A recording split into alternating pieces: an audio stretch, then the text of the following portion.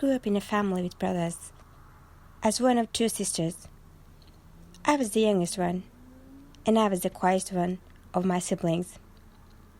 My parents worked, so I had to start in a kindergarten as a 3-year-old.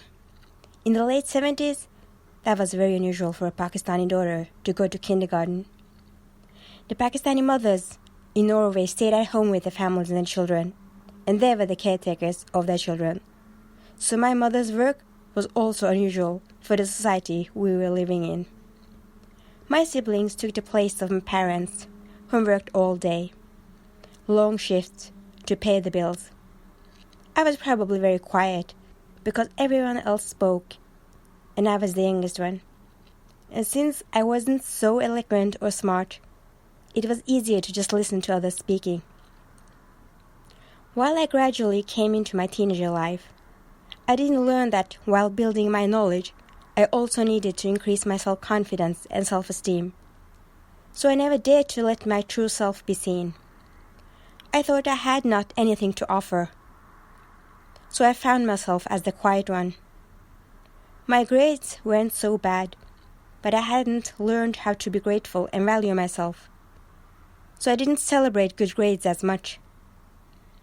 When I started college, I stayed as I was, the quiet one, not daring to socialize, sitting most often in my own classroom. Of course, you must have understood by now that I disliked presentations also. Although in college, there was a lot of presentations. Actually, the key to good grades were presentations. So I had to get out of my comfort zone to express my views, just for the grades' sake. I hardly volunteered for anything in college. My low ability to socialize was recognized as shyness, though I wanted so much to not be an outcast, but that's exactly what I was. Trying to use those expensive brands of clothing to become part of the group. But since I had so little to offer to a conversation with my classmates, I was seen as the boring one. The day I felt the most relief I've ever had since my teens was the day I completed college. No, I didn't have to go back there again, where I struggled so much to fit in. I didn't know that the key to good friends is knowing how to socialize. I didn't even know what opinions I had about different matters. But that changed. That changed when my significant one spoke about positivity and self-worth and anger. He spoke about matters I didn't know anything about. That's when I started buying self-help books, books about self-esteem, books about emotional blackmail, books about how to learn to live a positive life.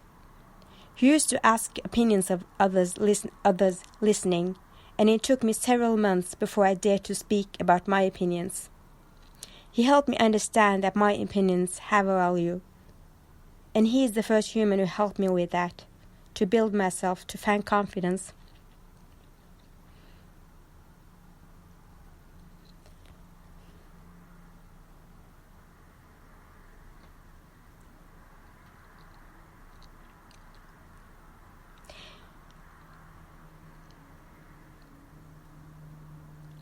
He helped me find a healthy approach to what angered me.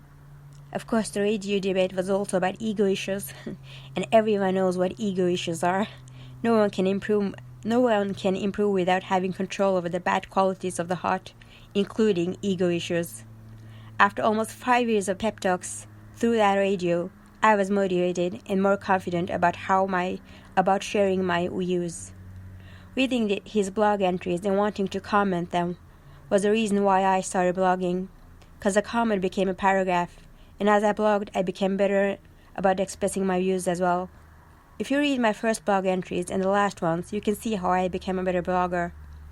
Blogging about Islam became a passion, and blogging about the society's evils became a medicine.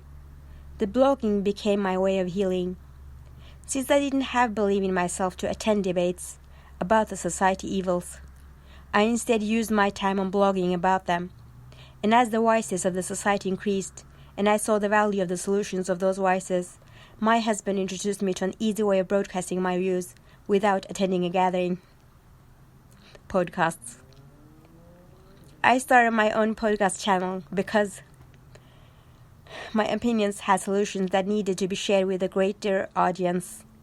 And since me and my husband had started with Zikr, our expressions of nasheeds and hamd and podcast entries had greater effect on people when we share them in our own voice. There is a greater effect of a speech to listeners when the reader is a dhakir. So this year I am a newbie in podcasts.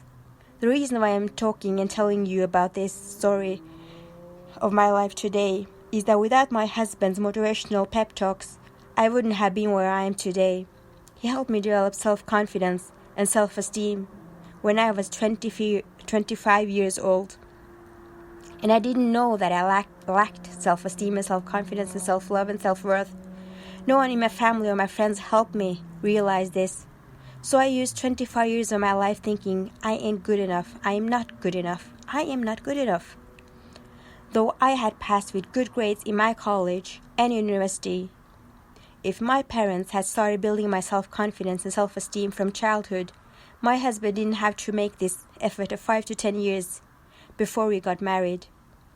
My husband is the one who helped me find myself, and my husband is the one who helped me believe in myself. I wouldn't have been where I am today if it wasn't for my husband investing in me without me knowing that he was fond of me.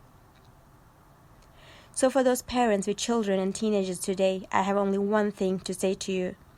Take your responsibility seriously and invest in your children, invest in your capital, invest in your money, and that's your children. Build them up with self-worth and self-love and self-insight. Because without valuing themselves, it's impossible for them to have any kind of quality in their life, with themselves and with their loved ones.